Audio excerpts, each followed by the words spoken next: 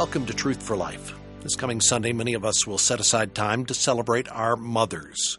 So today, Alistair Begg has a special message for all those of you who are listening who are moms, to help you understand what the Bible says about your unique God-given role. He's titled this message, Mother's Day Questionnaire.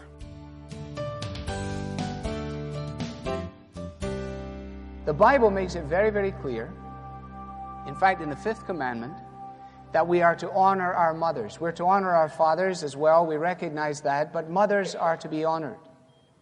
Solomon, when he writes the book of Proverbs, makes it really clear that when a son or a daughter listens to their mother, obeys their mother, then they bring honor and glory to their mom. But whenever a son or a daughter denies the role that God has uniquely given to their mother, when a son or a daughter is left to itself, it will bring disgrace not only upon itself, but upon its mother, upon its home, and upon those who are responsible with it and for it. Given that the Bible has so much to say about the nature of motherhood, it's surely important that those who profess faith in Jesus Christ should lead, as it were, in a culture such as our own, in the establishing and in the modeling of a biblical pattern of motherhood. For those ladies who would be prepared to respond to that kind of challenge, is to take on a task that is akin to swimming against a 10-foot swell as it comes against you in one of the major oceans of our world. It is to swim against the prevailing tide of so much that is represented as popular opinion, so much that is this morning worldly wisdom.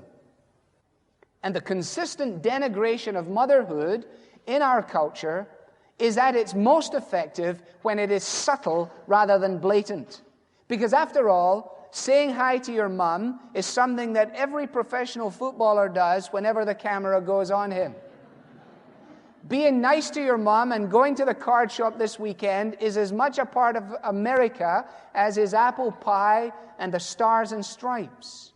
So therefore, any attempt to undermine the strategic place of motherhood must not come blatantly, as it were a full frontal attack, but needs to come very subtly, may come even in such disguise as the governmental provided daycare situations, which in endeavoring to underpin motherhood begin to dismantle the very responsibilities of a mom by making it possible for her to fulfill a role that God never ever intended. And I'm speaking now not of single mothers with pressing problems of finance and the absence of a father. With all of this by way of background, I want to give you a Mother's Day questionnaire. You can write these questions down, they're very simple. The questionnaire is based on 2 Kings 4 verse 26. You can read the story of the Shunammite's son who was restored to life, and in the midst of the story, the servant of the man of God, Gehazi, says, look, there's the Shunammite. This is in verse 25, and Elisha replies, run to meet her and ask her 3 questions. Are you all right? Is your husband all right? Is your child all right? Now that's the Mother's Day questionnaire. I want to turn it on its head and change the wording ever so slightly. The questionnaires are these. Are your children okay? Is your husband okay? Are you okay? First of all then, are your children okay? Well, you say that's a pretty broad question. Can't you be a little bit more specific? Well, I'm glad you asked. Yes, I can. There are 3 tests that I'd like to use with you. Number 1 is what I've referred to as the protection test. Are your children okay?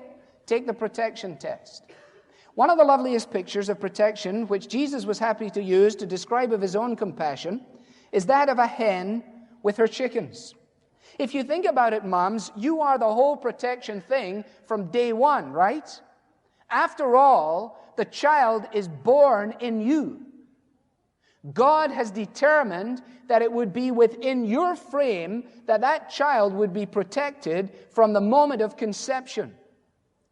And that what is pictured in those 9 months of pre-delivery is virtually a picture of so much that will then follow in their early years. That child is dependent upon you in a way that they are dependent upon no one else. And while the father is to provide protection overall for the family and for his wife, nevertheless, it is to the mom that the challenge falls of providing this kind of protection. The prophet Isaiah says, "Can a mother forget the baby at her breast and have no compassion on the child she has borne?" And the rhetorical question suggests the answer, no, she can't. There is no way in the world, mums, that you will be able to protect your children unless you are prepared at certain points in their lives to make them unequivocally different from every other child around. And the fear of doing that, which militates in the heart of a mother, may introduce terror to our children, no matter how much they may demand that that may be the case. Question, Mom, are you prepared to make your son or daughter different in order to protect them? Are you prepared to go through the Friday night dance routine and say no if you have to? Are you prepared to determine what is in and out in terms of what goes in to their moral consciousness and is stamped in their computer images? Protection. Tough enough, a mother tough enough to say no to the potential of harm, tough enough to say yes to the potential of benefit. But when I tell you about protecting them, I need to ask you this question: are you willing to protect them from overprotection? Are you willing to protect them from not protecting them too much? Because if you protect them too much, you're going to harm them rather than help them. You cannot wrap your children up in cotton wool. You cannot stash them in a wardrobe. You cannot keep them from the world. You cannot remove them from the lifestyle, no matter what you endeavor to do with them. Hey, Mom, are your kids okay? How about the protection test? How about, secondly, the presentation test? 1 Samuel in chapter 2. 1 Samuel chapter 2, Hannah, the great story of Hannah, how, like so many, some who are here today, she longed for children that she didn't have. She was slighted for this. She knew the pain of it all, and eventually the Lord honored her cry, and she became the mother of a boy, Samuel. And her desire was for his presentation. 1 Samuel 1, verse 22. Elkanah has gone on to make the annual sacrifice to the Lord and to fulfill his vow, but Hannah did not go. She said to her husband, "After the boy is weaned, I will take him and present him before the Lord, and he will live there always." I will take him and present him before the Lord. Can I ask you, Mom, have you offered your children up to the Lord? Have you presented your children to the Lord? For if we do not by design offer them there, we will by default offer them somewhere else. Our children will worship. The question is, where will they worship? At what shrine will they worship? And to the mother falls the privilege and responsibility in large measure of determining the nature of that presentation. And you need to read on in the story of 1 Samuel to discover all that happened as a result of that. 2 Samuel chapter 2 and verse 21, the result was that the boy Samuel grew up in the presence of the Lord. There is not a child on the face of the earth who ever grew up in the presence of the Lord by accident. There are very few children that I know that are so zealously keen to be involved in children's ministry and youth ministry and any kind of ministry. They're about as keen to be involved in that, especially if there's challenge attaches to it, as they are to visit the dentist or to attend the summer program of math curriculum. So if they are to grow up in the presence of the Lord, then someone's going to have to present them in the presence of the Lord. And guess who's going to have to present them in the presence of the Lord? The mom and the dad, but we're talking moms this morning. And the boy grew in the presence of the Lord, and it says in 1 Samuel 3, verse 10, and all Israel from Dan to Beersheba recognized that Samuel was attested as a prophet of the Lord. He became famous. Maybe you'll have a boy or a girl that becomes famous. The question is, what will they become famous for? Maybe they're famous already in their school. What are they famous for? And it spread far and wide that Samuel was attested as one who followed the Lord. Are your children okay? The protection test, the presentation test, the provision test. Still in 1 Samuel 2 and verse 19, a lovely verse. Each year, Samuel's mother made him a little robe and took it to him. It's an interesting little detail, isn't it? I love those little details. Each year, his mother made him a little robe and took it to him. Now, only mothers know the psyche that's involved in that creation process. That's why one of the great lacks in our culture are young women who know how to knit and know how to sew. All they know how to do is buy. Now, I don't mean that as a judgment. If somebody does not teach them how to knit and how to sew, then all that they will be left to have as an alternative is purchase. And what was represented in this robe was probably far more significant than the robe itself.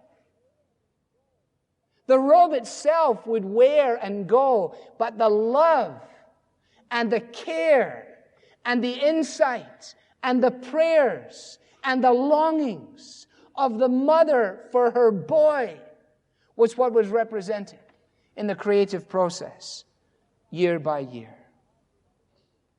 Many of us have a longing in our hearts. If only we could get the chance to say a few things to our mothers that we never had the chance to say. Somebody said to me this morning, as soon as I walked in, won't you be sensitive today to people who've lost their moms? And I said, yes, I'll try my best. And so there are some who wish they could say to their moms, one more thing, thank you for this or that. One of the things I'd like to say is this: Mother, thank you for providing my needs and only some of my wants.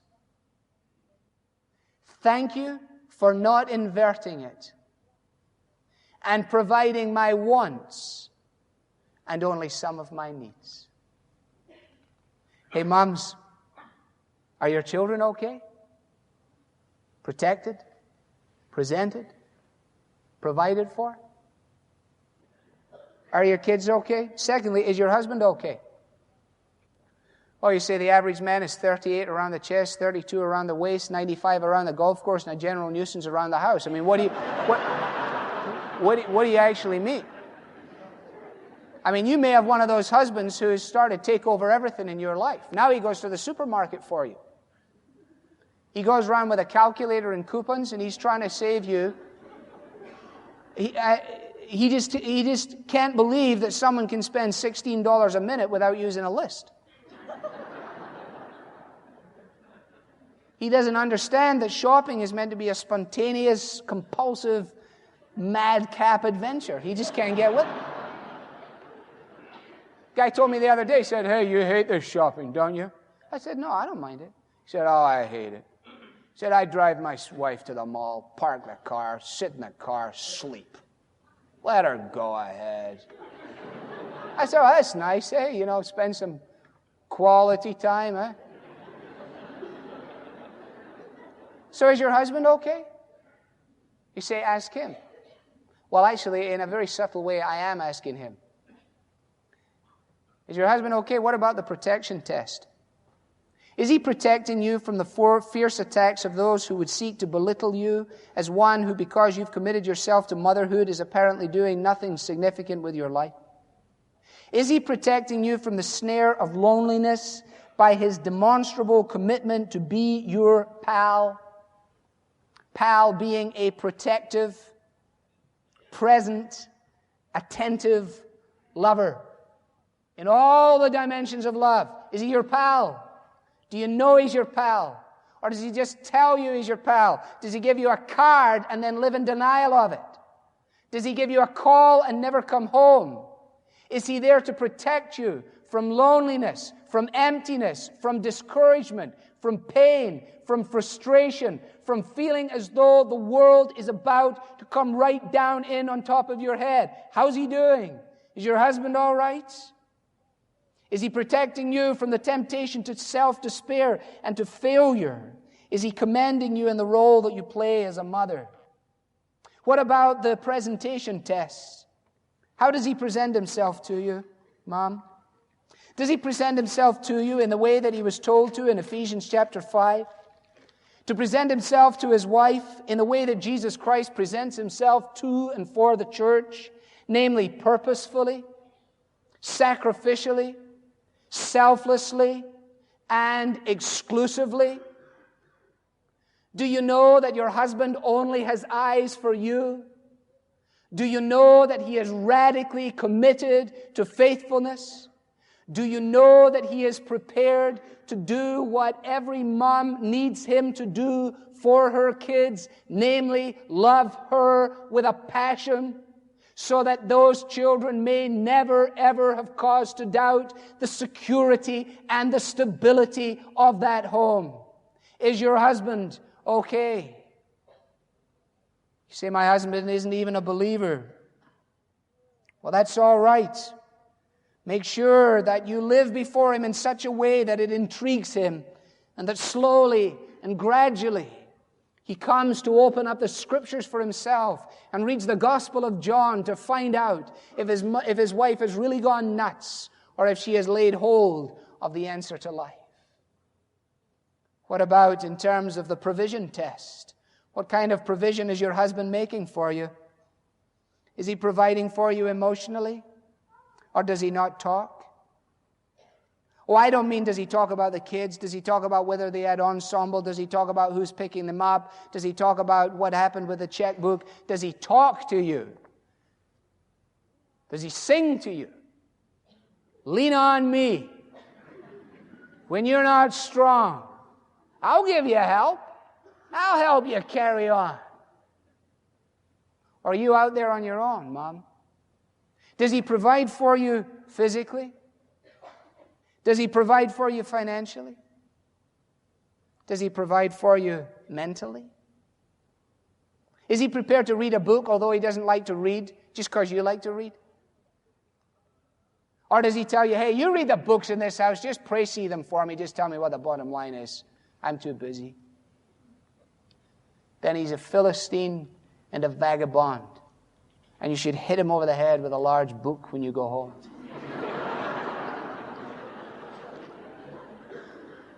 We have no time left. Are your kids okay? Is your husband okay? Finally, are you okay? Take the protection test. The psalmist says, your truth always protects me. Your truth protects me, says the psalmist. Jesus prays in John 17 and he says, Father, I protect them. I protect my children. I'll protect the moms. I'll protect them from the lights that dazzle, from the voices that tempt, from the lies that accuse. I will protect them. Moms, your protection is wrapped up in the Lord ultimately. No matter how good a job your husband is able to do, one day he'll be gone.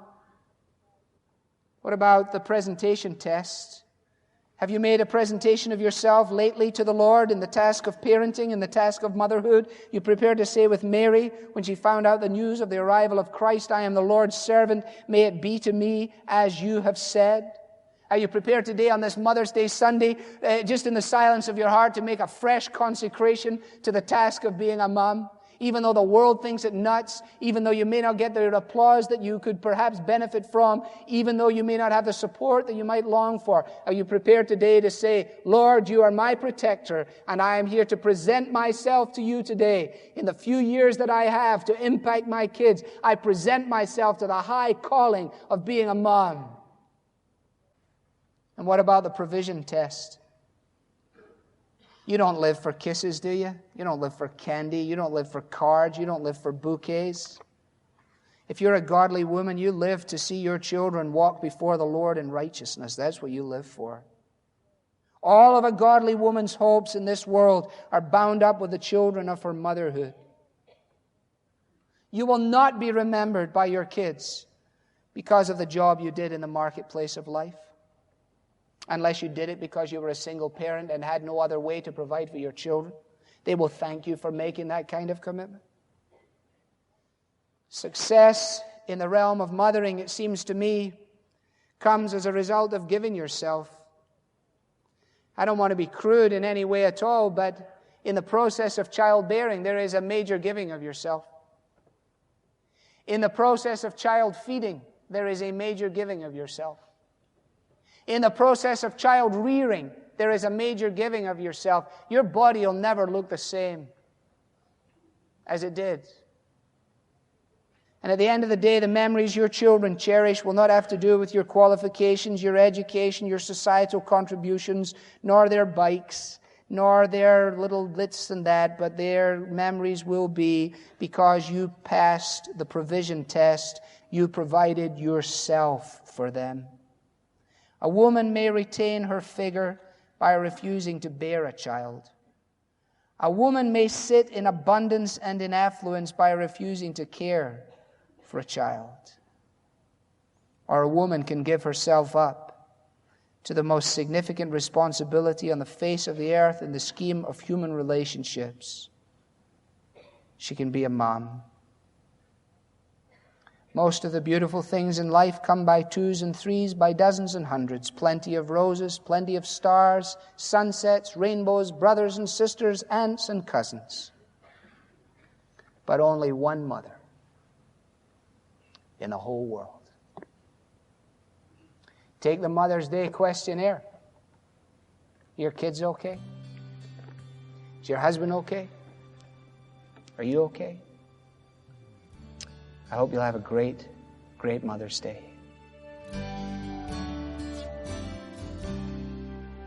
An encouraging word about the high calling of motherhood from Alistair Begg. You're listening to Truth for Life. It's a privilege to open God's Word with you every day. And to make listening as convenient as possible, we're grateful to be able to make this program available in a variety of formats. In fact, you may be listening today through the podcast, using our mobile app, or on YouTube, or maybe even Amazon's Alexa. If so, did you know Truth for Life is very likely available on a radio station in your area? You can check times and stations at truthforlife.org/station finder.